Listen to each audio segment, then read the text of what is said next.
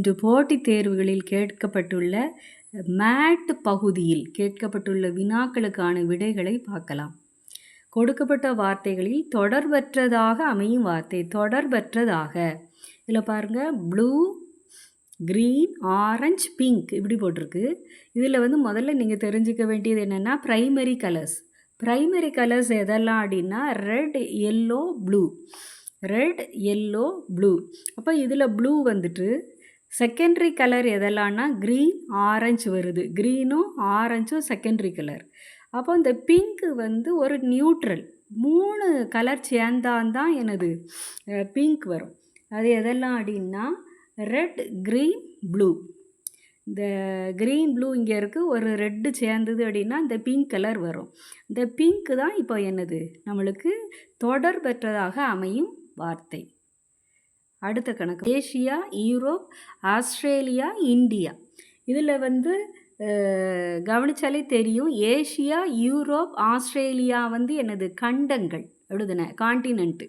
India மட்டும் என்ன country, நாடுல சேரும். சரி, அப்போ இந்தியா தான் இதில் தொடர் பெற்றதாக கருதப்படும் வார்த்தை.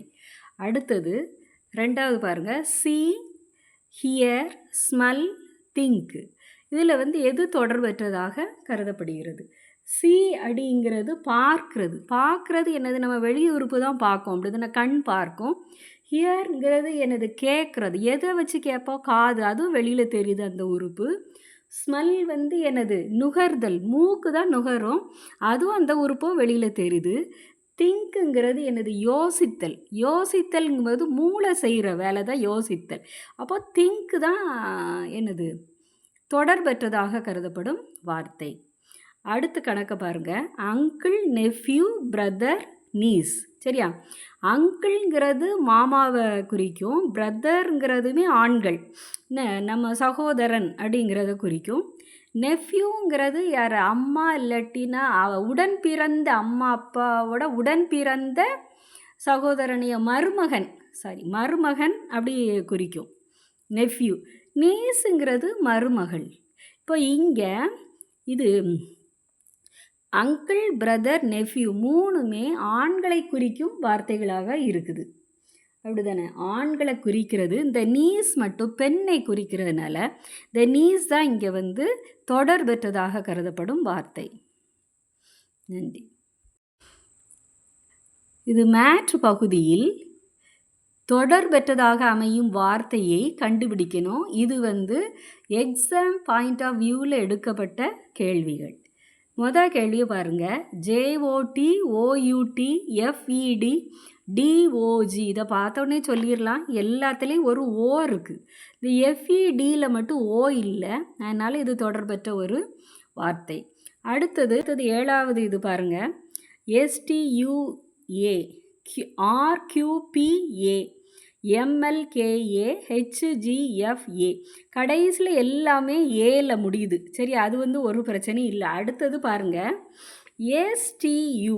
இந்த ஆல்ஃபபெட்டையும் வச்சுருக்கேன் நான். எஸ்டியு கண்டினியூஸாக இருக்குது. ஆர்கியூபி, ஆர் எங்கே இருக்குது, இந்த இருக்குது. ஆர்கியூபி இது ரிவர்ஸில் வந்திருக்கு. இது ஆர்கியூபி ரிவர்ஸில் வந்திருக்கு. எம்எல்கே. சரியா, பாருங்கள், எம்எல்கே இதுவும் ரிவர்ஸில் வந்திருக்கு, எம்எல்கே. அடுத்தது ஹெச்ஜிஎஃப் இதுவும் ரிவர்ஸில் வந்திருக்கு. அப்போ இது மட்டும் எஸ்டியு மட்டும் இந்த பாருங்கள் இப்படி வந்திருக்கு, நேராக வந்திருக்கா, எஸ்டியு.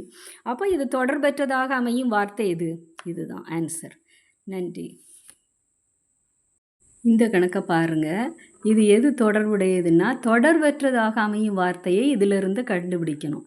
இது கடந்த 2012ஆம் ஆண்டு கேட்கப்பட்ட போட்டித் தேர்வில் கேட்கப்பட்ட வினா.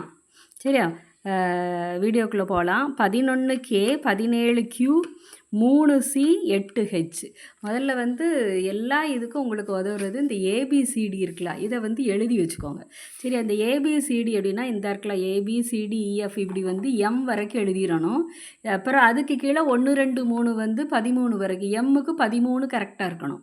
அதுமாதிரி என்லேருந்து அதை அப்படியே இசட் வரைக்கும் எழுதி, இசட்டில் 26 போய் முடியணும். எண்ணில் இப்போ எத்தனை நம்பர், 14ஆம் நம்பர் இருக்கணும், அதை பார்த்து எழுதணும். அடுத்தது இங்கே பாருங்கள், 11 கே. என்ன கேக்கு என்ன எழுத்துன்னு பாருங்கள், 11 தான். சரியா, கேக்கு 11. அடுத்தது க்யூக்கு 17. க்யூ இந்த இருக்குது, க்யூக்கு 17. அடுத்தது 3 சி, சி தான். அடுத்து 8 ஹெச், இந்த இருக்குது 8க்கு ஹெச். இது வந்து அந்தந்த எழுத்து அப்படி இருக்குது. அப்போ இது அந்த லெட்டர் படி வந்து இது வந்து அமையலை. அப்போ இதில் வேறு ஒரு மெத்தட் இருக்குது. என்னதுன்னா, கேங்கிற லெட்டரை எழுதுங்க. கே, கே வந்து எழுதும்போது எப்படி எழுதுவோம், இப்படி எழுதுவோம் 1. அடுத்தது இது 2, 2 ஸ்ட்ரோக்கில் எழுதுவோம், அப்படி தானே, 2 ஸ்ட்ரோக்ஸில் எழுதுகிறோம். சரியா, அடுத்தது என்னது க்யூ, க்யூவுமே இப்படி போட்டு இப்படி போடுவோம், அதுவும் 2 ஸ்ட்ரோக்ஸ் தான். அடுத்தது சி, சி வந்து எப்படி எழுதுவோம், கையை எடுக்கவே மாட்டோம், இப்படி எழுதிடுவோம், அப்போ அது 1 ஸ்ட்ரோக்கு. சரியா, 1 ஸ்ட்ரோக். அடுத்தது ஹெச், ஹெச் 1 2 இது 3, அப்போ 3 ஸ்ட்ரோக். சரியா, 3 ஸ்ட்ரோக்ஸில் எழுதுகிறோம். அப்போ இதில் எது வித்தியாசம், கையை எடுக்காக ஒவ்வொரு இணைப்பு இருக்குது. கேக்கு இருக்குது, க்யூக்கு ஓ போட்டு இப்படி ஒரு இணைப்பு, இதுக்கும் இப்படி போட்டு இப்படி இணைப்பு இருக்குது. இது மட்டும்தான் கையெடுக்காமல் இப்படி எழுதுறது. அதனால இதில் வித்தியாசம் என்னது, 3 சி, இதுதான் தொடர்பற்றதாக கருதப்படும் வார்த்தை.